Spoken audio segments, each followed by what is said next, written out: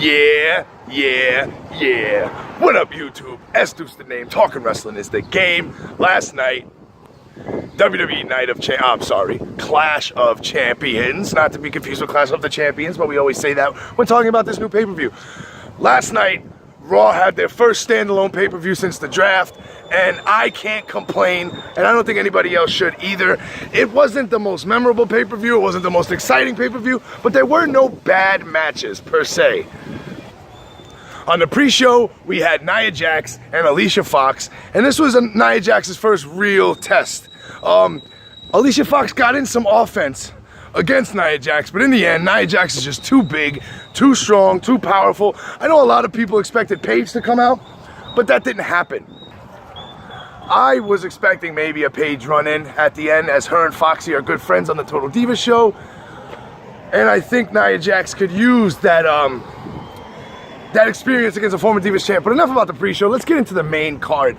I thought they'd start off tonight with the Cruiserweight Championship. They didn't do that. They started off the night with the tag team titles. The New Day, 399 days as of yesterday, the WWE Tag Team Champions. That's the second longest in history. First longest WWE Tag Team title reign, yes. But not the longest WWF, WWE Tag Team title reign. That belongs to Demolition, 478 days. Last night, the club looked exactly how they should have looked since they've been signed by the WWE. They were dominant, they were mean. Gallows was a beast in the ring last night. Anderson finally showed off that he can wrestle, and he is technically sound. They bullied the New Day for most of the match, until the end where New Day started picking up some steam, but the club shut them down fast. And in the end, New Day retains the tag team titles, but they cheated to do it. Now that's the big thing. See, they cheated to do it. So Carl Anderson was slouched over the ropes, and Xavier Woods hit him with Francesca, which was pretty shocking to me. I didn't see that coming at all. But don't expect a New Day heel turn anytime soon.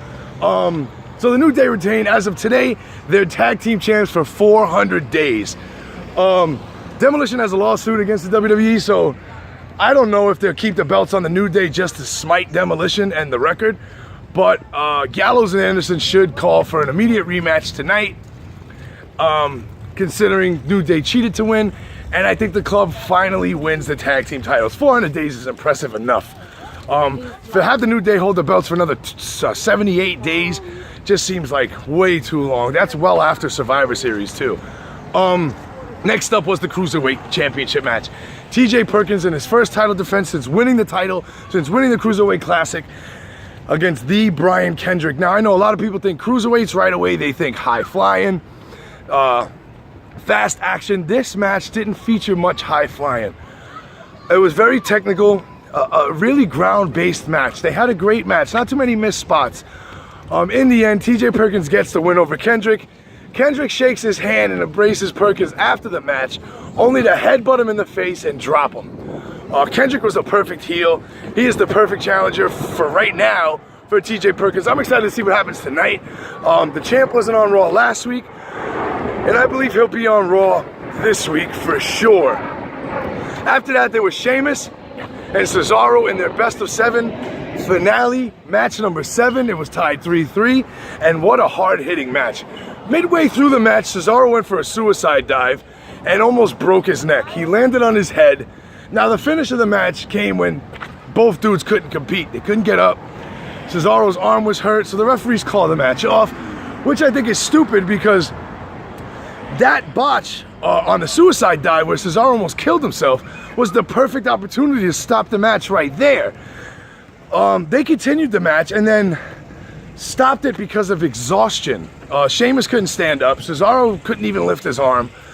But it was weird that they had messed themselves up so bad in the middle of the match that it should have been stopped then, but it wasn't. I know maybe they can call an audible or something, but they didn't. Cesaro and Sheamus still tied 3-3. I guess tonight on Raw will be the exclamation point on that feud. Now remember, they never said what title opportunity, they just said a title opportunity. So I think if Cesaro wins, he should go after The Miz. Cesaro should be on SmackDown, he wants to be on SmackDown. Sheamus, however, now in another match I'll review down a few minutes from now, Sheamus could go after that title now, heel versus face. We know how WWE loves the good guy, bad guy thing. And this is part 1. That's half the PPV right there. TJ Perkins retains, the New Day retains, Cesaro and Sheamus ends in a draw. Nia Jax pretty much kills Alicia Fox.